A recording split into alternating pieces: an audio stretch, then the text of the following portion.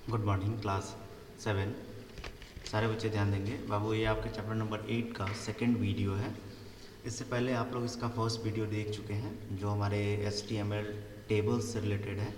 ठीक है, इसमें कुछ एट्रीब्यूट्स जो हम लोग टेबल के बारे में जानने वाले हैं आज के क्लास में, ये काफ़ी इम्पॉर्टेंट है और काफ़ी यूजफुल भी है।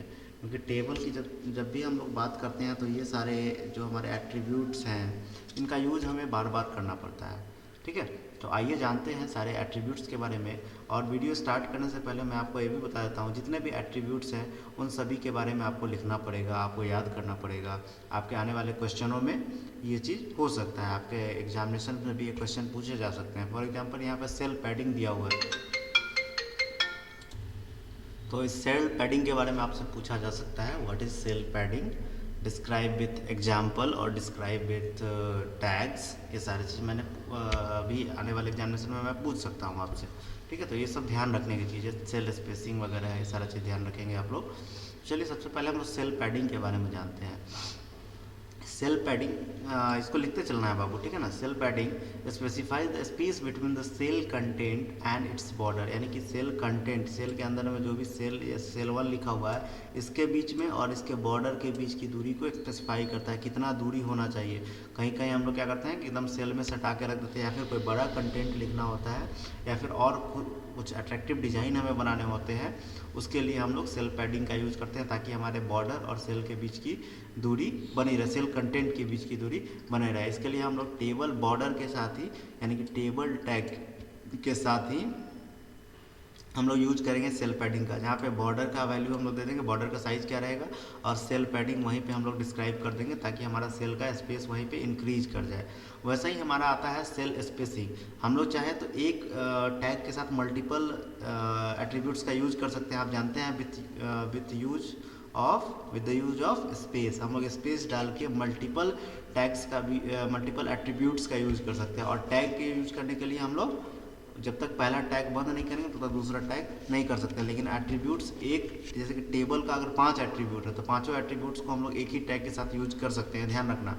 तो ये नहीं कि सेल स्पेसिंग का यूज कर रहे हैं तो सेल पैडिंग का यूज नहीं कर सकते हैं, दोनों हम लोग कर सकते हैं। ठीक है, तो सेल स्पेसिंग क्या होता है, it control the space between table cells, यानी टेबल सेल्स के बीच के दूरी को कंट्रोल करता है। मतलब टेबल सेल्स के बीच की दूरी अगर ज़्यादा हो तो सेल के दूरी को कम करता है। Although there is no official default browser usually use to default of 2, यहाँ पे कोई ऐसा ऑफिशियल ब्राउज़र नहीं है जो कि डिफ़ॉल्ट वैल्यू 2 से कम रखता हो, यानी कि 2 यानी कि उसके बीच की दूरी 2 पिक्सल्स होनी चाहिए। कोई भी ऐसा ब्राउज़र नहीं है जो 2 से कम का वैल्यू या फिर 2 वैल्यू रखता होगा।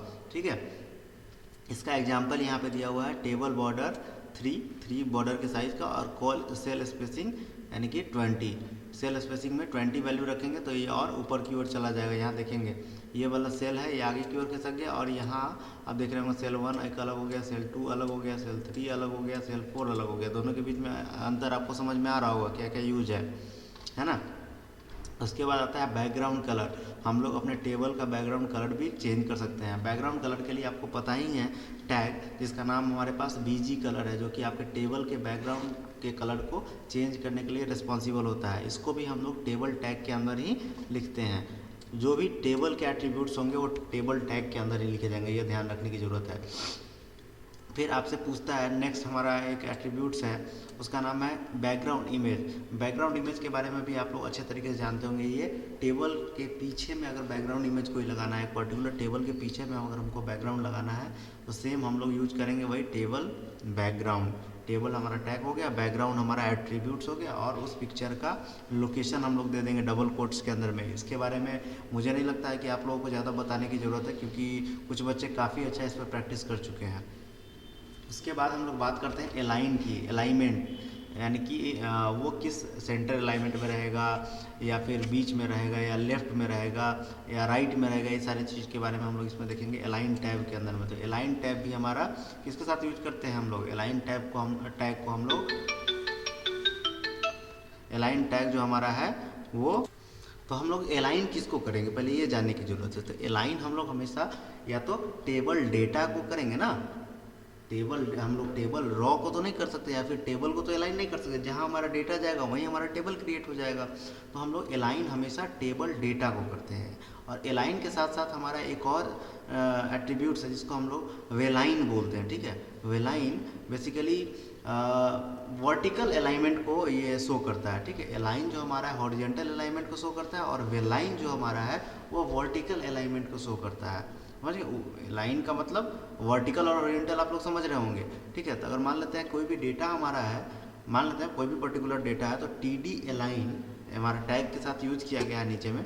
T D align equals to right और V line equals to top, यानी कि वर्टिकल जो हमारा होगा वो टॉप की ओर रहेगा और अलाइनमेंट जो हॉरिजॉन्टली रहेगा वो हमारा राइट की तरफ रहेगा सेल 1 में। तो आप यहाँ देखेंगे सेल 1 में कुछ इस तरह से ही हमारा अलाइनमेंट ऊपर की ओर रहेगा और ये राइट की तरफ रहेगा। जैसे ही इसको हम लोग रन करें, हालांकि ये टोटल बैकग्राउंड कलर के ऊपर बताया गया है, इसका नीचे एग्जांपल नहीं दिया गया। मैं आपको बता दूं, यहीं पे बता देता हूं। तो ये सेल होगा ये थोड़ा ऊपर की ओर रहेगा और ये जो सेल 1 लिखा हुआ है थोड़ा सा राइट की ओर, इधर की ओर खसका रहेगा। वैसे ही जिसका अलाइनमेंट हम जिधर रखना चाहेंगे वो हम लोग यूज कर सकते हैं। बेसिकली ये जो हमारा टॉपिक है, ये टॉपिक हमारा मतलब इसको हम लोग आसानी से CSS में कर सकते हैं, जिसके बारे में आप लोगों को कम पढ़ना है। CSS आप लोगों को, हमको लगता है 9th या 10th में थोड़ा बहुत जानकारी CSS के बारे में दी जाएगी।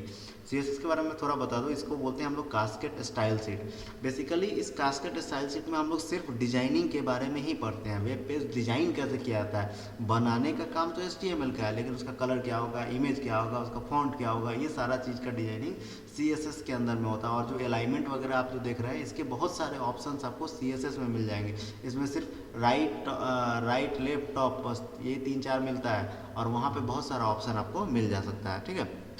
अब एक बहुत ही इंपॉर्टेंट चीज़ आता है वेबसाइट्स के बारे में। What are static and dynamic websites, ये जानना काफ़ी ज़रूरी है और हम में से बहुत सारे लोग इसके विषय में बहुत ज़्यादा कंफ्यूज रहते हैं कि स्टैटिक वेबसाइट होता क्या है, what is static website and what is dynamic website. सुनने में बहुत कुछ मिलता होगा आप लोगों को, स्टैटिक वेबसाइट ये होता है वो होता है। एक्चुअल में आज जानने वाले हैं हम लोग स्टैटिक वेबसाइट हमारा क्या होता है। इसके बारे में मैं अंडरलाइन कर दूंगा, आप लिख लेंगे, ठीक है। मैं इसको एक एक लाइन पढ़ के भी आपको बताता हूँ। Static website R simple sites. With static website, requests for page are handled by a web server delivering the content of these HTML file as it is. They are called static because they don't change very often. ठीक है, ये जानने की ज़रूरत है कि static website बिल्कुल simple website होता है, ठीक है, जो कि हमारा एक सिर्फ और सिर्फ रिक्वेस्ट हैंडल करता है और किसी सर्वर के साथ अटैच्ड होकर वहाँ से डेटा आपके आगे डिस्प्ले कराता है, ठीक है। Static website can only be updated by someone with a knowledge of website development. समझ गए? स्टैटिक वेबसाइट को सिर्फ वही लोग अपडेट कर सकते हैं जिनके पास वेबसाइट डेवलपमेंट के विशेष जानकारी होती है, नॉलेज होता है। Static websites are cheaper to develop and host and many small companies still use this to get web presence। अब इसके बारे में ये तो हमारा पूरा कथा कहानी हो गया लाइन बाय लाइन। अब जरा हम अपने शब्दों में इसको कंक्लूड करते हैं आपको।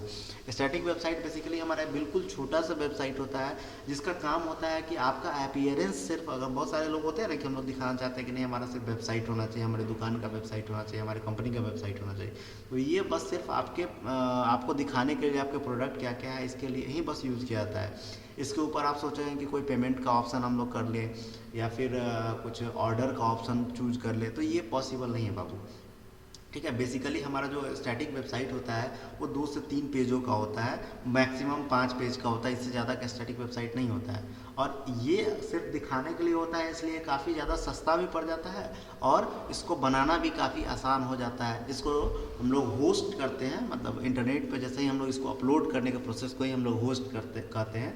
डोमेन नेम वगैरह के बारे में आप फर्स्ट चैप्टर में पढ़े होंगे HTML के, तो डोमेन नेम हमको परचेज करना पड़ता है और होस्ट करना पड़ता है। तो स्टैटिक वेबसाइट के लिए हमको डोमेन बहुत सस्ते में मिल जाते हैं, ठीक है। वैसे ही हमारा डायनेमिक साइट होता है हमारा, ठीक है। डायनेमिक साइट क्या होता है इसके बारे में आप लोग इसमें से खुद लिखेंगे, मैं कुछ लाइन अंडरलाइन भी कर देता हूँ। मैं पहले अंडरलाइन कर देता हूँ और कुछ बताते चलता हूँ। तो dynamic websites on the other hand can be more expensive to develop initially, but the advantages are numerous. At the basic level, the dynamic website can give a website owner the ability to simply update and add new content to the site. For example, news and event would be posted on the site through simple browser interface.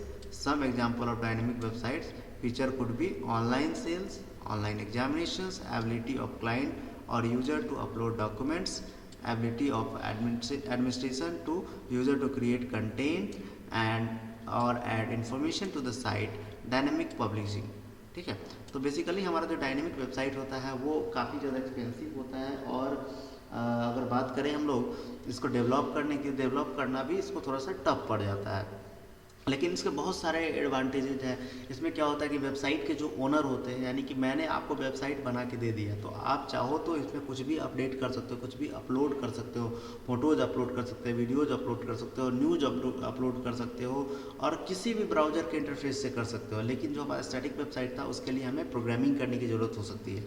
ठीक है, आप इसका useful कैसे है, ये हमारा useful ऐसे है कि हम लोग जितने भी ये क्या बोलते हैं इसको, ऑनलाइन शॉपिंग की बात की जाए, ऑनलाइन पेमेंट की बात की जाए, एग्जामिनेशंस की बात की जाए, तो ये सारी चीज़ हम लोग आसानी से इस पर कर सकते हैं। आप देख रहे होंगे कि अमेजॉन, फ्लिपकार्ट और भी मिंत्रा वगैरह जितने भी सारे हमारे डायनेमिक वेबसाइट है, मल्टीपल पेजेस इस पर ऐड है, मल्टीपल आइटम्स इस पर मिलते हैं। ठीक है, और यहाँ पे क्या है, जब मल्टीपल यूजर्स एक साथ कनेक्टेड होते हैं तो वेबसाइट का लोड कंट्रोल कर लिया जाता है, वेबसाइट का लोड डिवाइड हो जाता है अलग अलग पार्ट में। लेकिन स्टैटिक वेबसाइट में अगर मल्टीपल लोगों का उस पर विजिट होना शुरू हो जाए तो फिर वो लोड बर्दाश्त नहीं कर पाता है, क्योंकि उसका सर्वर का साइज़ छोटा होता है, सर्वर का स्पेस छोटा होता है, साइज़ तो वही रहेगा, स्पेस हम लोग छोटा परचेज करते हैं। डायनेमिक वेबसाइट में सर्वर स्पेस ज़्यादा हम लोग को खरीदना पड़ता है, जिसके कारण इसका एक्सपेंस थोड़ा सा ज़्यादा पड़ जाता है, क्योंकि ये थोड़ा सा महंगा पड़ता है। अब जरा हम बात करते हैं एडवांटेजेस एंड डिसएडवांटेजेस की।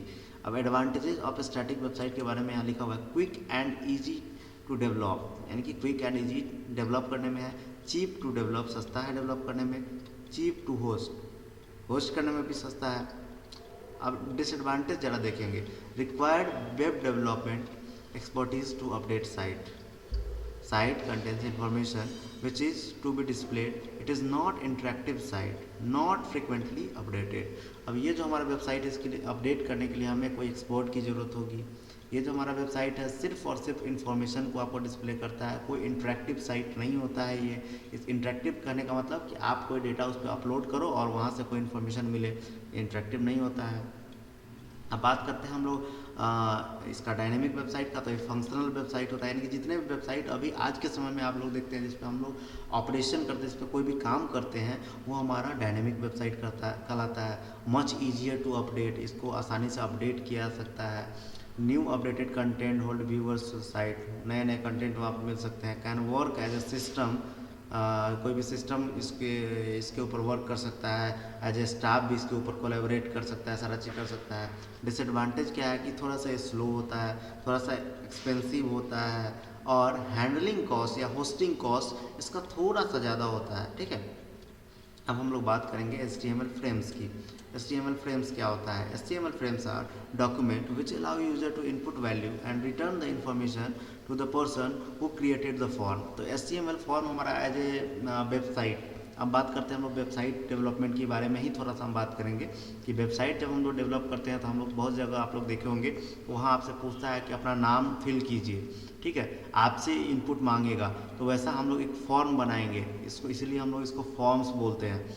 ठीक है, फॉर्म बनाएंगे, फॉर्म में जो भी इन्फॉर्मेशन होगा उसको प्लेस करेंगे और आने वाले दूसरे पेजों में उसका इन्फॉर्मेशन आपको दिखाई देगा। तो आप एक छोटे से वेबसाइट को, स्टैटिक वेबसाइट को यहीं पे डिज़ाइन करना सीख सकते हैं अगर आप लोग इसको थोड़ा सा और इम्प्रोवाइज करें और फर्स्ट चैप्टर से लेकर इस चैप्टर तक आप लोगों ने जो भी पढ़ा है उसके ऊपर थोड़ा सा एक बार फिर से रिविजन करेंगे तो आप आसानी से एक स्टैटिक वेबसाइट अब बना सकते हैं। अब आप इसके काबिल हो चुके हैं कि आप एक स्टैटिक वेबसाइट बना लेंगे, ये फॉर्म समझने के बाद, फॉर्म पढ़ने के बाद। चलिए हम लोग बात करते हैं फॉर्म्स के कुछ बेसिक कंपोनेंट के। बेसिकली हमारे फॉर्म्स के 3 बेसिक कंपोनेंट्स होते हैं। ठीक है, 3 बेसिक कंपोनेंट्स क्या क्या होते हैं? पहला हमारा होता है फॉर्म टैग। फॉर्म टैग का काम क्या होता है कि हमारे HTML को ये बताता है कि अभी हम यहाँ पे फॉर्म क्रिएट करने वाले हैं, फॉर्म का मेथड क्या होगा, फॉर्म के ऊपर काम क्या होने वाला है। तो यहाँ ध्यान देने की चीज़ है, फॉर्म हम लोग बनाएंगे फॉर्म को डिक्लेयर करने के लिए, अपने पेज में डिक्लेयर करेंगे कि हमने एक फॉर्म बनाया है। फॉर्म के ऊपर में फॉर्म टैग हमारा होता है, फॉर्म के टैग का एट्रीब्यूट होता है name. Name equals to font name. ठीक है। Name equals to form name, font name नहीं, फॉर्म नेम। और मेथड यहाँ पे पूछा है कौन से मेथड का आप यूज़ करने वाले हैं, तो फॉर्म पे हम लोग कोई ना कोई मेथड से जरूर एक्शन करवाएंगे, या फिर हमारे पास एक्शन में दो मेथड हो जाता है, फिर गेट और पोस्ट। ठीक है। अब एक्शन करने के मतलब जो हम लोग क्लिक करेंगे वो हमारा एक्शन हो जाएगा, जो भी हम लोग क्लिक करेंगे वो एक्शन। क्लिक अगर करने वाले फॉर्म हम लोग बनाना है तो हम लोग को एक्शन करना पड़ेगा। ठीक है। अब आगे ध्यान देते हैं, in this form you need to know how and where to send the information to be processed. The action attributes will contain the URL of the form which contains the processing script on it may contain the email address.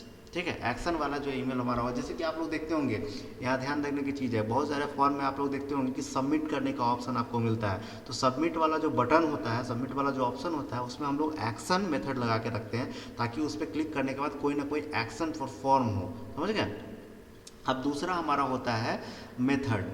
Method आखिर हम लोग method के बारे में जाने तो है, लेकिन दूसरा मेथड क्या होता है, तो बेसिकली हमारे HTML में दो प्राइमरी मेथड होते हैं। पहला मेथड हमारा होता है गेट और दूसरा मेथड होता है हमारा पोस्ट। तो गेट मेथड क्या होता है, contact server and transmit data in single transmission. ये जो हमारा गेट मेथड है, ये सर्वर से कांटेक्ट करता है और एक ही टेक में सारा का सारा डेटा ट्रांसमिट कर देता है। ठीक है। उसके बाद हमारा दूसरा मेथड है पोस्ट। पोस्ट मेथड जो हमारा है, contain server and transmit data in separate transmission. अब ये जो पोस्ट है वो धीरे धीरे डेटा को ये ट्रांसमिट करता है और धीरे धीरे डेटा को रिसीव भी करता है। तो बेसिकली हम लोग अपने वेबसाइट में गेट और पोस्ट दोनों का यूज करते हैं, जगह जगह के ऊपर डिपेंड करता है कि आप पोस्ट अगर लगाते हैं हम लोग तो थोड़ा सा वेबसाइट हमारा और स्मूथ काम करेगा, फास्ट तरीके से काम करेगा। गेट लगाते हैं तो थोड़ा हमारा वेबसाइट थोड़ा सा स्लो चलेगा। सिंगल ट्रांसमिशन में डेटा तो चला जाता है लेकिन सर्वर पे लोड ज़्यादा पड़ता है। आप लोग इसके बारे में थोड़ा सा कम समझ पा रहे होंगे क्योंकि आप लोग इसके बारे में बिल्कुल नए जान रहे हो। ठीक है। तो as general rule when in doubt use to post attribute unless you contain that you understand the difference between post and get, or if the script which you are using indicates that you must to get attribute। ठीक है। आपको इसके attributes के बारे में भी पता होना चाहिए। तो इनपुट टाइप अब हम लोग जानेंगे। इनपुट टाइप क्या होता है, इनपुट टैग के अंदर में हमारा होता है। ठीक है। इनपुट टैग में तो इनपुट के बारे में आप लोग समझ रहे होंगे आखिर इनपुट क्या होता है। यानी कि इनपुट का मतलब होता है यूजर से डेटा लेना। यूजर से डेटा लेना यानी कि जो भी हमारे वेबसाइट को विजिट करेंगे, जो भी हमारे वेबसाइट पे काम करना चाहेंगे, वो कुछ ना कुछ डेटा डालेंगे। उस डेटा को हम अपने वेबसाइट में होल्ड करके रखेंगे। ठीक है। उसको हम लोग बोलते हैं इनपुट लेना। ठीक है। तो इनपुट टाइप में दो तरह के हमारे होते हैं, एक होता है हमारा सबमिट और दूसरा होता है रीसेट। आप हर एक वेबसाइट में देखते होंगे सबमिट और रीसेट। ठीक है। तो सबमिट वाला बटन जो हमारा होता है वो कहीं ना कहीं डेटा को ले जाकर सेव करता है, और इनपुट टाइप रीसेट जो होता है वो हमारे डेटा को फिर से चेंज कर देता है। उसके बाद हमारे पास कुछ ऑप्शनल एट्रीब्यूट्स आते हैं, वो उसके बारे में अभी आप लोगों को जानना उतना ज़रूरी नहीं है। उसके बाद value equals to button name. और value equals to button name हमारा क्या होता है, बटन का कोई ना कोई नाम हम लोग डालेंगे। समझ गए। जो भी हमारा बटन रहेगा उसका कुछ ना कुछ तो नाम डालेंगे ना हम लोग। मान लेते हैं उस बटन का नाम हम लोग सबमिट डालना चाहते हैं, वो डालेंगे। और किस बटन का नाम हम लोग रीसेट डालना चाहते हैं, रीसेट डालेंगे। ये सारा चीज़ है। उसके बाद हमारे पास कुछ एलिमेंट ऑफ इनपुट टैग है। अब हम लोग इनपुट टैग जैसे ही लेंगे तो उसका कुछ ना कुछ एलिमेंट तो होगा, कुछ ना कुछ उसके यूजेस तो होंगे। तो इसके बारे में बाबू हम लोग अगले क्लास में पढ़ेंगे। इस क्लास में हम लोग इतना ही रहने देते हैं क्योंकि ये थोड़ा सा ओवरलोड हो जाएगा आपके लिए। ये धीरे धीरे करके आप लोगों को समझाएंगे तो आसान रहेगा आप लोगों के लिए। तो इस क्लास में हम लोग इतना ही रखते हैं। अगले क्लास में हम लोग एलिमेंट ऑफ इनपुट टैग के बारे में पढ़ेंगे और उसके बाद लास्ट क्लास में आपका यह चैप्टर समाप्त हो जाएगा। Okay, thank you.